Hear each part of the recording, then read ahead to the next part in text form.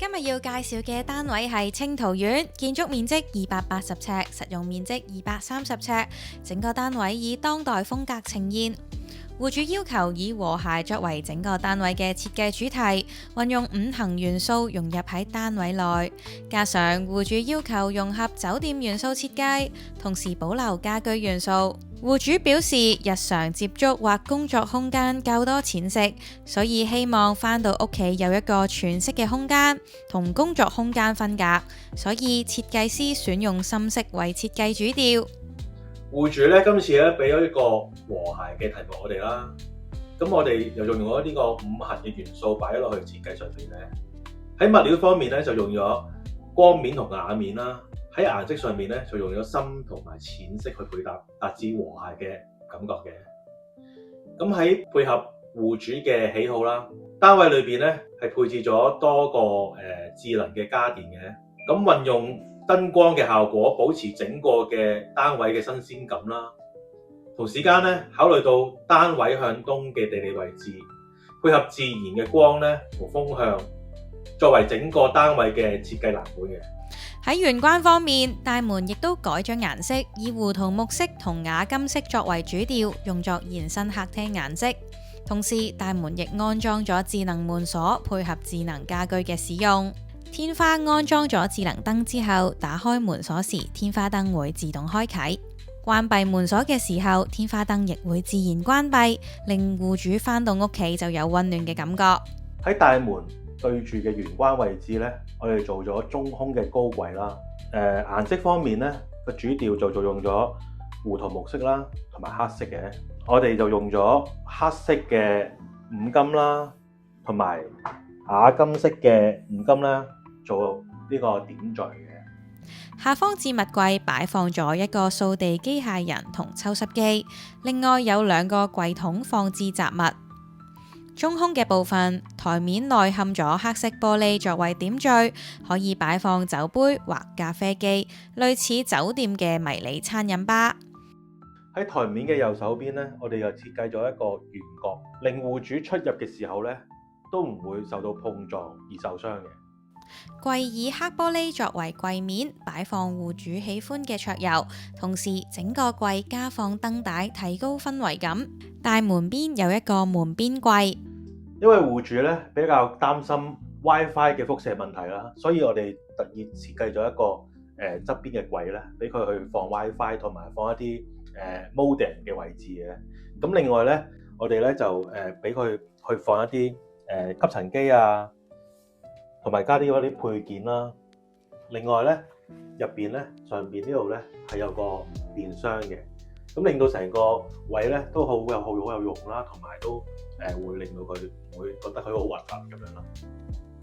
喺大廳方面，大廳牆身上半部分用咗白色，下半部分用咗酒紅色，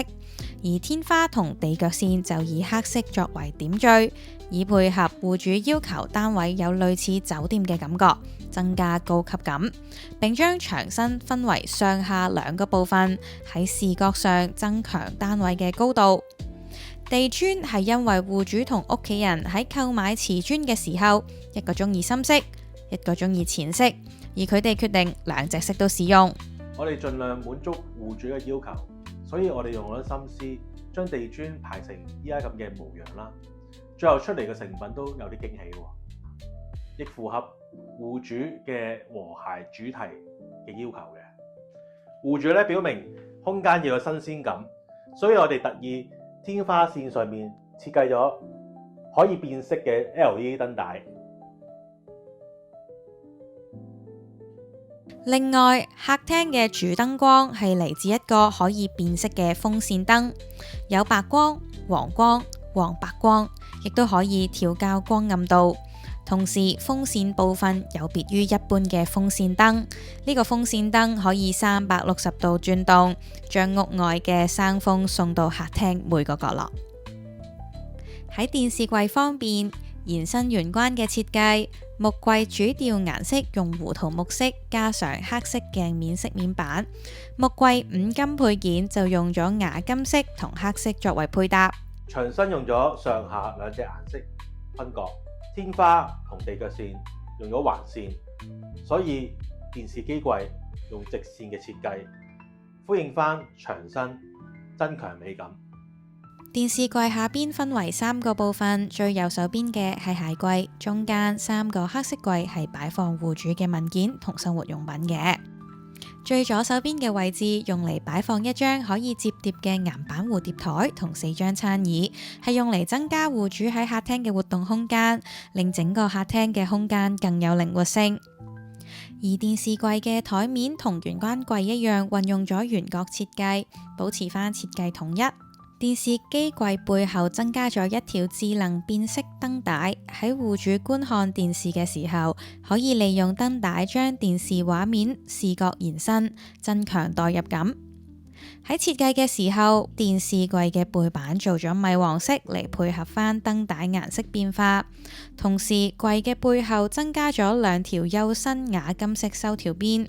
一嚟修飾翻背後嘅碰板，二嚟增加整個電視櫃嘅空間感。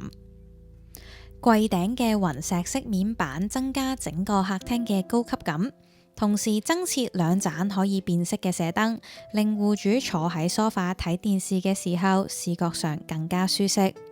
電視櫃嘅右上方設計咗一個黑色玻璃櫃，櫃內亦加設燈帶，配合戶主用嚟擺放生活用品同桌遊。為配合智能家電，電視櫃安裝咗智能面板。梳化方面選用咗米白色同紅色嘅牆身做對比，亦都加放咗一張淺灰色嘅毛氈地毯，增加舒適感。整個客廳一共用咗8種顏色，主調顏色分別有米白、米黃、胡桃木、酒紅。配件顏色分別有黑、瓦金、淺灰、深灰。喺廁所方面，廁所用咗6種顏色配搭，牆身用咗黑色、白色、米黃色。木櫃部分沿用客廳嘅顏色胡桃木色作為主調，同客廳部分相同。廁所木櫃嘅配件用咗瓦金色作為點綴，而潔具同配件嘅部分就用咗太空灰色，對應翻牆身嘅3種顏色作為點綴。門口嘅左手邊鏡櫃部分，牆身以黑色襯托白色台面石；而門口嘅右手邊馬桶位置，牆身以白色襯托黑色台面石。中間地板同浴室嘅部分用米黃色牆身同地磚作分隔左右兩邊，配合戶主所需求嘅和諧主題。留意翻左右兩邊嘅牆身掃口粉，當中加入咗金粉，提升廁所嘅高級感。鏡櫃部分用咗橢圓形設計，鏡櫃旁邊增設燈帶，增加空間感。兩邊亦加設咗木架，用嚟擺放裝飾品、洗手用品，方便戶主日常使用。鏡櫃內亦有足夠嘅深度去擺放護膚品。而台面嘅位置就擺放咗廁紙同埋抹手毛巾配件，底櫃用嚟擺放清潔用品同洗衣液。鏡櫃嘅底櫃升高，方便咗戶主去清理同埋擺放電子磅。同時，戶主會擔心家居有漏水嘅情況，所以擺放咗水浸警報器。當發生漏水時，就可以盡量減低水浸帶嚟嘅損失啦。而馬桶嘅左手邊安裝咗一條淡水喉，為戶主未來安裝智能廁板做好準備。而家就加插咗高壓水龍頭，方便戶主清潔馬桶。而右手邊就擺放清潔馬桶嘅用具。馬桶上方嘅牆身安裝咗電熱毛巾架，方便戶主沖完涼之後擺放毛巾，減少毛巾潮濕發霉嘅情況。戶主亦希望喺單位內廁所位置放置洗衣乾衣機，所以設計咗喺原職單位內擴充廁所，用嚟擺放洗衣乾衣機，即時乾衣，更可以節省擺放污衣籃嘅位置。同時喺洗衣乾衣機嘅上方安裝咗台面石作為工作台，方便戶主乾衣後喺上邊燙衫或者沖涼嘅時候擺放衣服。喺工作台嘅上方有一條燈帶，喺燙衫嘅時候就可以當作曝光之用。喺工作台上方亦設置咗吊櫃，可以用嚟收納廁紙、燙斗等嘅清潔用品。喺浴室嘅部分進行咗擴建、乾濕分離，喺呢度可以見到安裝咗一個暗壁，用嚟擺放沖涼液、洗頭水等等嘅物品。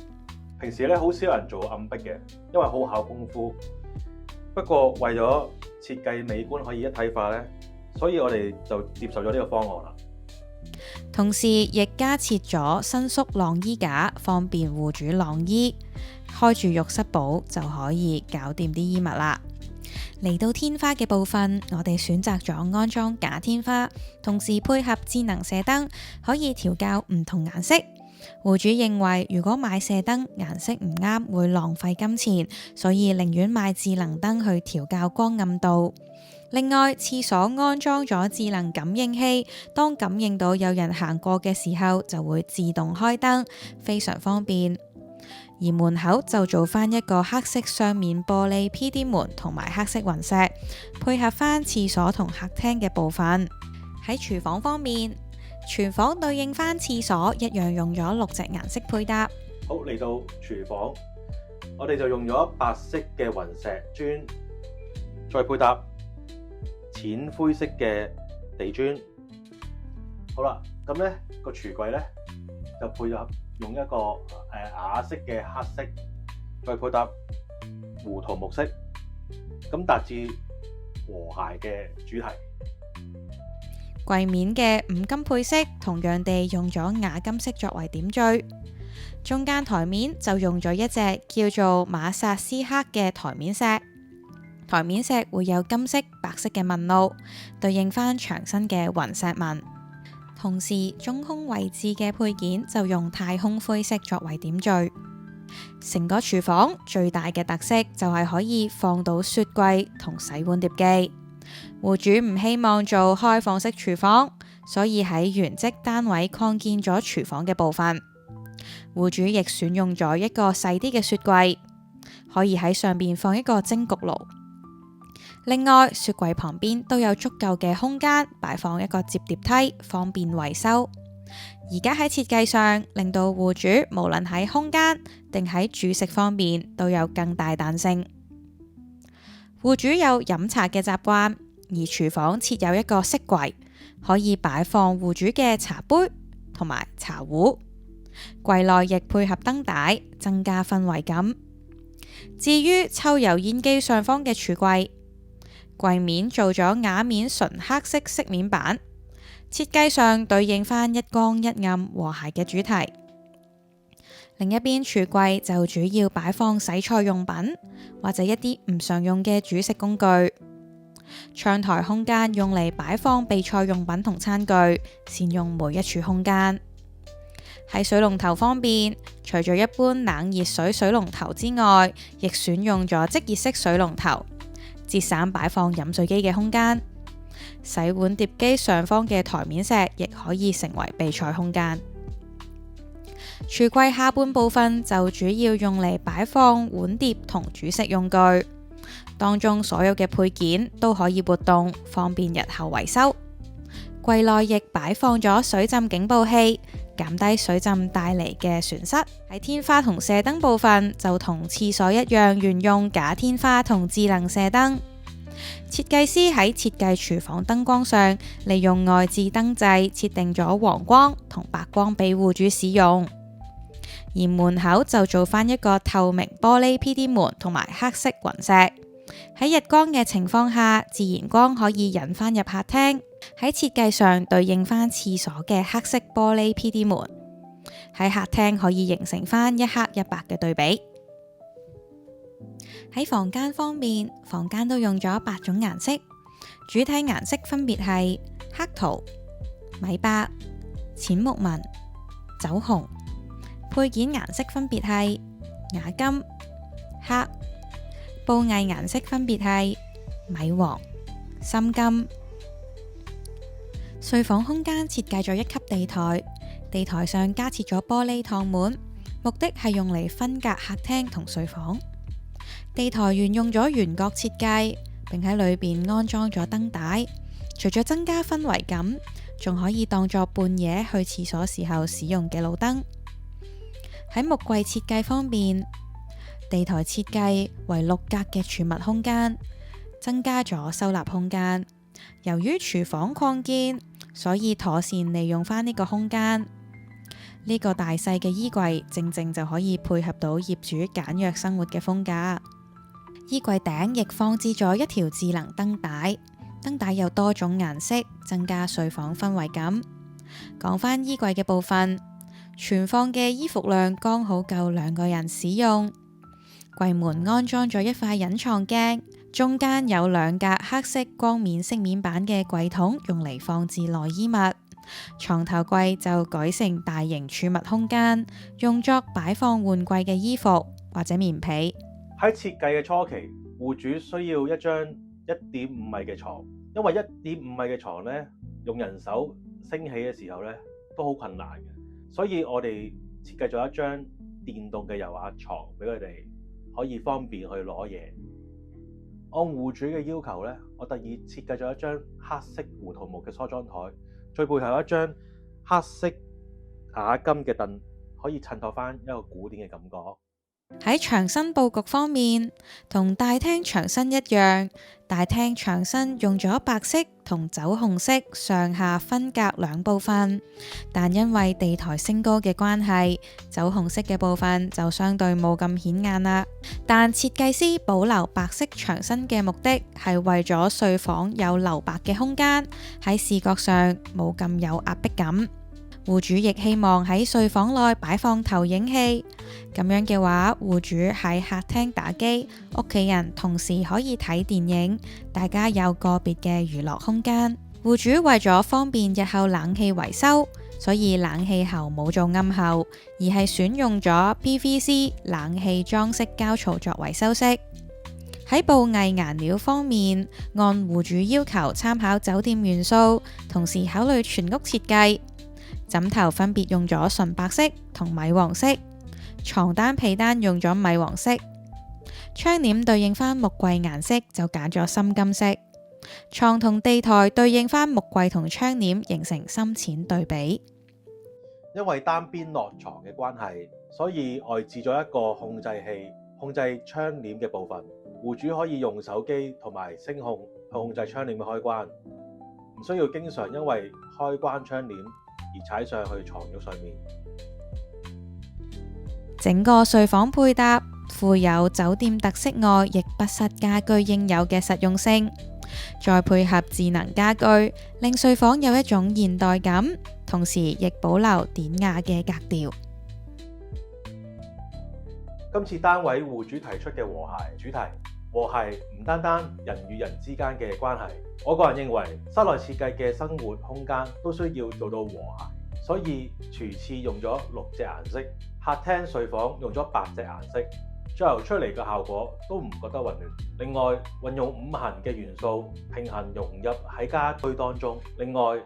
亦使用智能家電，係我今次喺設計單位上面嘅一大重點。